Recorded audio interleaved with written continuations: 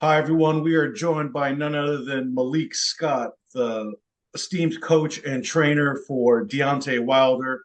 You guys are getting ready for a big fight against Joseph Parker, December 23 in Saudi Arabia. Yeah. Malik, thanks for taking the time.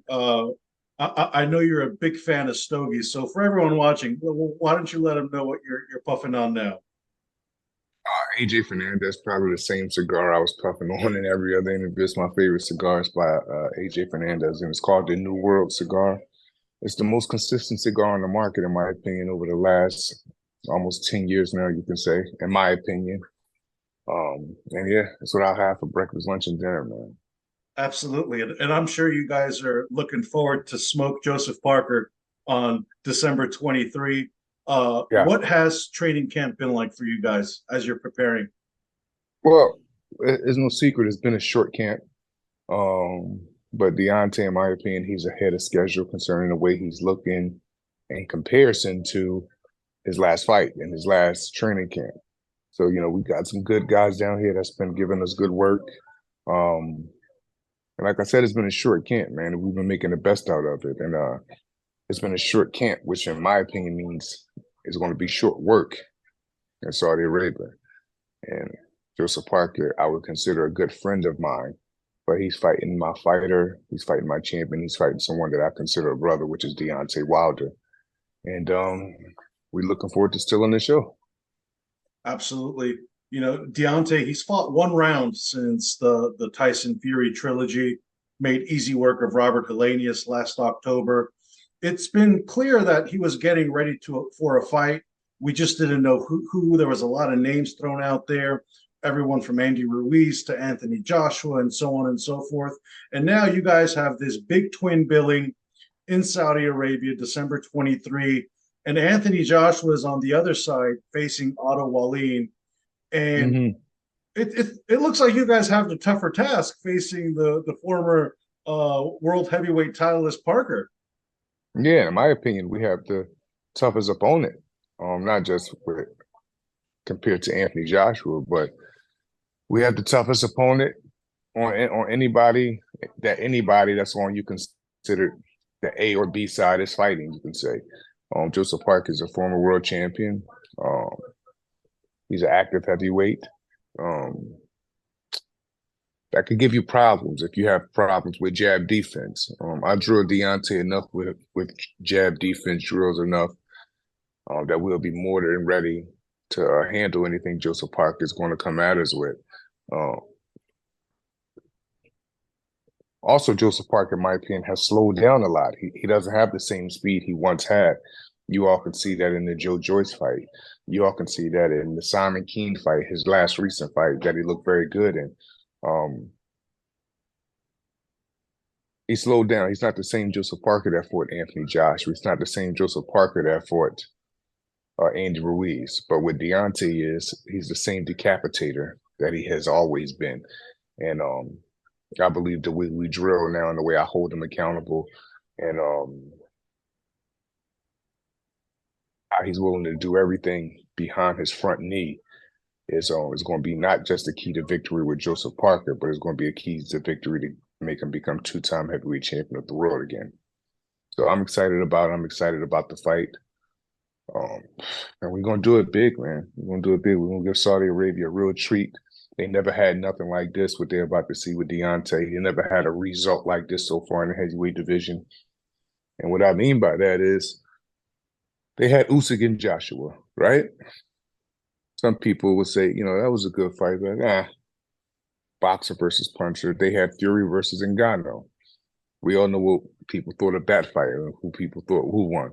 What they never had was a real hitter like Deontay Wilder that come to send people, his opponents, to the next dimension. And what I mean by that is cold knockouts. And Joseph Park is the first one, is the second one on our mission concerning going after this title for the second time, become two-time heavyweight champion of the world. And I believe we're going to make good work of him, real good work. For everyone wondering and who's watching this, we see Deontay's explosive workouts, his explosive power. You're the one holding the mitts. You've even faced him in the ring back in the Yeah, day. yeah. Please describe Deontay's power, what it feels like, what you feel like waking up the next morning after a workout. Well, I've been told by my doctor that I'm gonna need reconstructive shoulder concerning my right shoulder, which means that's Deontay's right hand, considering all the other fighters that I trained at. You know, I get good pad work too. But Deontay, he puts the cherry on top, and this happened after, during, in the middle of the Fury 3 camp. Um, um, I mean, the man, like, bro, it's God-given power, and it doesn't matter the distance. He could knock these guys out long range, or he could do them how he did Helenius short range, or how he did Arthur Spilker short range. It doesn't matter. The thing that really matters is his patience. The thing that really matters is him staying responsible behind his front knee on letting these guys reach for him. And when they reach, making them pay deadly. And I believe this is a system that he believes in now more than ever. And I'm looking forward to him executing this type of system a whole lot more, especially in the second half of his career, because fighting behind your front knee and fighting with your lead hand high, depending on the circumstances of the height of your opponent, you know, it saves you years, not just in your boxing career, but in life. It saves you less punishment. Um, and I'm, you know, like I said earlier, like Deontay is looking good in sparring. Our last sparring session was, I believe, yesterday or the day before. 10, 11 good rounds, something like that. 17 rounds total. By the time I do pads with him, house works with him on reflexes. He's giving us almost 20 rounds a day. And we're not boxing. We're doing good floor work. Um, we're doing good strength and conditioning stuff with Coach Joey Scott, Olympic training coach. So, like, yeah, it's a short camp, which means it's going to be short work for Joseph Parker. Like, you know, so um, really, I'm looking forward to it. I'm looking forward to it, I believe, more than anybody, because what I see this dude do every day in the gym and what I've been witnessing him do every day in the gym, I love when he get under the lights and put my words on physical display. And that's what I'm looking forward to him doing in Saudi Arabia. He putting my words and my teaching and all of his hard work on physical display. It's confident. You think it's going to be a short night. What round are you thinking? I wouldn't say around. I would say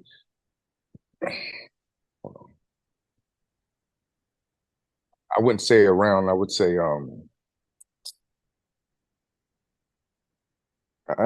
it's tough, man, because if these guys want to move Deontay, you know, he'll chalk him down responsibly behind his front knee. I keep saying that. If they come forward, they're taking the chance.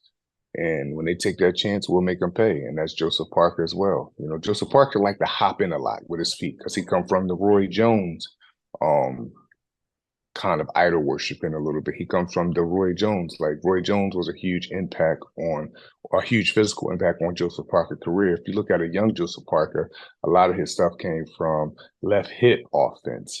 What I mean by that is a lot of his offense came from him keeping his left hand down at his left hip, hopping in with hooks, hopping in with combinations.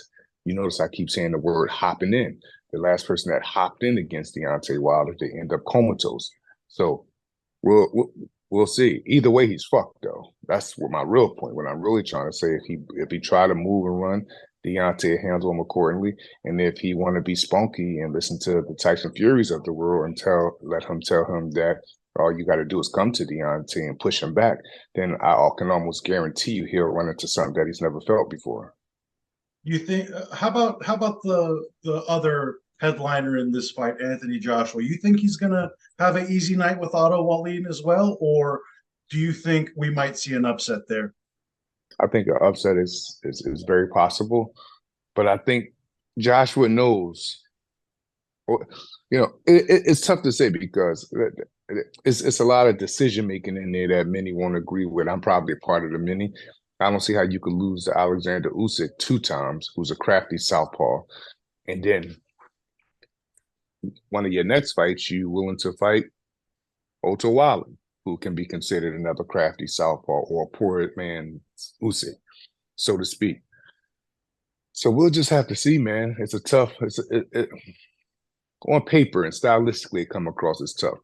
But I also believe Otto Wallin never fought no one like Anthony Joshua. You know what I mean? So we'll see. I wouldn't be surprised whichever way it go. And that's what's exciting about this whole card is because everybody is, you can say, um beatable on paper. Everybody is, taking a chance on paper. But the most dangerous man on the planet is who I train, and we know what he's coming to do. And what he's coming to do is send Joseph Parker off to the next dimension. And I'm gonna orchestrate the shit. Where You know what I mean? uh, So with we'll with see. with Otto Wallin, of course, he gave Tyson Fury a hell of a fight. Gave him that nasty gash in the middle of the Wilder Fury trilogy. And with that said, though, do you think Deontay is going to steal the show? I mean, this is going to be an all heavyweight attraction. Do you think you guys are going to be the one everyone is talking about at the end of the night? Absolutely. Deontay is the show. He is the show. Because if you think about it, everyone is questioning whether AJ is going to even beat Otto Wallin. People is questioning, well, Joseph Parker may or may not give Deontay problems, but if he get caught, so everyone knows lights out. Um, and all the other warriors that's on the card, there's some good fights, but to me, none of them is bringing what Deontay bring to the table, and that's pure electrifying entertainment. And it's already his show. I'm not concerned with who's the main event because that's not my thing. I know who everyone is coming to see. I know who the show is based around. I know what type of plans we have going into this fight. And we're not looking past Joseph Parker. We're looking through him. We know he's somebody that is very, very legitimate to deal with. But I believe Deontay and myself is going to handle him accordingly. Don't forget, this is someone that I have over 5 or 6, 7 training camps with. This is someone that I boxed tons and tons of time. Talk about Joseph Parker. I know him very, very well. And before a boxer, he's one of the best human beings you'll ever meet. I can't say that about a lot of people, like, you know what I mean, especially fighters. Joseph Parker is a different type of person. I know that have nothing to do with boxing to most reporters or to most even fighters or to most casuals, but that character matters to me. And when it comes to characteristic, Joseph Parker has more heart and is more of a warrior and has a resume that is almost just as worthy as anyone on the card, including the champions or past champions or whatever. This is his first time fighting someone that is considered the hardest puncher in the history of the sport and the most dynamic in the history of the sport, which is Deontay. So we're going to see how he handle it. We're going to see how he handle it. I've seen Deontay box fast guys. I've seen him knock out fast guys. I've seen him knock out people that never been knocked out before. I've seen him knock people out cold that's only been stopped before. So there's a lot of questions there for Joseph Parker, but it's not that many questions there for Deontay Wilder. All Deontay have to do is stay packaged up, stay defensively responsible, keep his chin behind his front knee, and let the fight come to him. And what I mean by let the fight come to him, like, it doesn't mean physically let the fight come to him, like just wait for Joseph Parker to come to him. I mean, just have patience. Like, you know what I mean? We all know what Deontay carry, and he carry a missile. And he's been blessed enough to know how to land that missile, even on people that know that it's coming. It's equivalent to Michael Jordan on the last shot in his Chicago Bulls days. They know that he's going to take the last shot. But I believe when you're extremely gifted and confident and responsible, it's nothing no one can do to stop what they even know you're going to do. And this, to me, is the difference between good and great. Great fighters are great athletes. They get the job done regardless if you know what they're going to do or not. And I always am testing Deontay when he's sparring guys, because some trainers, they may believe in not, I believe in the language of boxing. Some trainers don't believe in yelling instructions to their fighters while their fighters are sparring, because their sparring partners may hear it and then they may not be able to get it off. But I yell my instructions to Deontay and I say loud. I don't care if he know that I'm saying it. I don't care if he know you're going to throw it. Still do what I'm asking, because I believe that it's something about gifted athletes and it's something about special fighters or special athletes that even when people know what they're going to do, they have a tweak about them, they have a speed about them, they have a confidence about them that they're still just able to do it without it being stopped. And history has proven that, because how many fighters knew Deontay had a big right hand? I'm talking about elite fighters, fighters that's not that good, fighters that was okay. How many of them was really was able to stop it? Even the person that beat him, Fury, wasn't able to stop the right hand. He was able to get up from it and then continue on fighting. But it's crazy. Like when you think about it, like just they know Steph Curry is going to take the shot. They can't stop it. They knew Michael was going to take the last shot. They couldn't stop it. And I'm predicting that they're training for Deontay Wilder's right hand come December 23rd. And I'm saying that now that they won't be able to stop it. They're going to have to bring something new to the table. And we're on Joseph Parker's second half of his career. This is not a fresh Joseph Parker. He's rejuvenated, but he's not fresh. And you could be rejuvenated all you want in this boxing, but Father Time is undefeated. The wear and tear matters. He was in tough fight with Joe Joyce. He's been in tough fight with Angel Ruiz. He's been in two tough fights with Derek Chisora. He's had his miles, and I believe it's going to play a part. It definitely is going to play a part because everything matters in this game. Everything. The smallest details matter in this game. And I will forever be a spokesman for the details. And because I just know it matters. The shit matters, man. It matters. Mm-hmm. And, with Deontay, he hasn't fought since last October. Joseph Parker actually fought on the Tyson Fury undercard in Saudi Arabia. So he's kind of getting straight back into fight mode. Yeah, he's active. He's active, and he's active. He's in shape. He's actively in shape, and what I mean by that, like, he's not like active to where he's getting ready to go into a training camp. No, he's fight active. So that's something that plays to his side too. I mean, he's been Joseph Parker is no joke, man. This is just a very, very, very serious fight. A very serious fight. Concerning time wise. And concerning where Deontay and Joseph Parker is at in both of their careers, to me, it's the most important fight in their careers as of to date right now. So we can't take him lightly at all, and that's why we're not taking him lightly at all. Are you guys taking extra pleasure, perhaps, by beating Parker because he's Tyson Fury's stablemate and his close confidant as well? Is that in the back of your mind, like you guys got to get one on Team Fury? Not really, and I think that's because Joseph, like everyone that knows Joseph Parker, he's with Team Fury, but I separate his characteristic and the person that he is from all of that nonsense.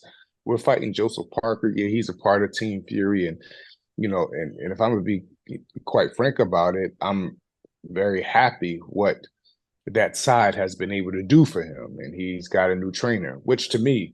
His trainer before, Kevin Barry, is one of the best trainers of all time anyway, but he got a new trainer, which is a good thing for him. All of us fighters, we like to make the best move that's best for our career concerning switching trainers. And the good thing that he did is he didn't go from a great trainer to an okay trainer. He went from a great trainer to another great trainer, which is Andy Lee, who comes from the Kronk system. And we all know how good Andy Lee was as a fighter, and we know how detailed and great of a coach he is. And even on that side, you have Tyson Furies and you have the Sugar Hills and you have so many other good inspirations that I'm sure are pulling for him to win. But on our side, we have the most dangerous man in the history of the sport with one of the best boxing minds concerning myself, not just in boxing, but in combat sports in general. And we have one of the best strength trainers. So both sides, considering Joey Scott, our strength trainer, but both sides, we have our inspirations, but we real tight-knit over here. We're very confident. We know what's on the table, and we know how tough Joseph Parker is, man. He's a very, very, very tough guy. Usually guys that box as good as he do, they aren't really that tough. Joseph Parker is a good boxer and can be a good counterpuncher at times, but his heart and his courage-wise, he's really, really a real warrior. At heart. So that could play to our part as well, because sometimes you could be too much of a warrior and run into a missile because you're just so tough and bad. So it's a real good fight. It should be taken very serious by the general public. It should be taken very serious by boxing media. Is being taken more than serious. I'm taking this just as serious as I took a Fury fight or a Helenius fight. Joseph Parker, to me, is a more important fight than all of them right now, because it's not a gimme fight. And then after we handle Parker, we could talk other opponents and, possible other matchups that's, been on the radar. But Joseph Parker have to be handled because he's a very serious opponent. Is the handshake agreement that Wilder and Joshua are next, is that what everyone is planning for? Wilder and Joshua are at the closest time of happening than has ever been before. I'll say that. But they both got Mhm. to handle their business come December 23rd. And not just handle it, too. They both have to look extremely, extremely good in grand fashion, to get what they want, which is each other in the ring. Absolutely. And we're obviously aware of what Deontay brings. We're actually talking around the 5 year anniversary of Wilder Fury 1 that Mm-hmm. started one of the greatest trilogies in heavyweight boxing history. And looking back at that now, has and where Tyson Fury has gone afterwards and his very poor performance against Francis Ngannou, has your respect grown or decreased for Tyson Fury after the trilogy?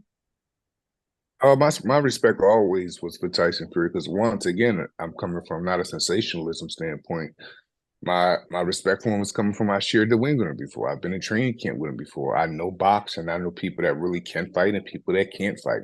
I know people that's very detailed in the business and people that's fly by night in the business. So Tyson Fury, even if you look at the fights build up between him and Deontay, I never said he couldn't fight. I never said he was a hype job. I knew exactly who he was going up against, and the better man won in those times. But I wouldn't say because of those fights, my respect level for him went up. My respect level for him has always been what it was, that he's legitimate and one of the best heavyweights of all time, especially from this era. Mm-hmm.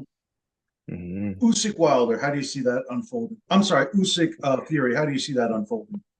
I'm very fickle with it because sometimes I'm 50-50. A month later, I'm 70-30 Fury. Then when I seen Dubai is in Usyk, then I'm like 50-50 again. Like, I'm just very uh really in the middle with the fight. It's just no telling. If I was a betting man, see, I'm great. Switch it up again. If I was a betting man, I would bet on Usyk just because Usyk got very, very good feet, and very, very good balance. And to me, he fights big men very well. Um, I think his problem is with smaller guys. I think his problem is with guys that's agile, just as him. Um, there's no telling. There's no telling. I'm 50-50 with the fight, but I believe Deontay knocks Usyk out cold in under 6 rounds or something like that.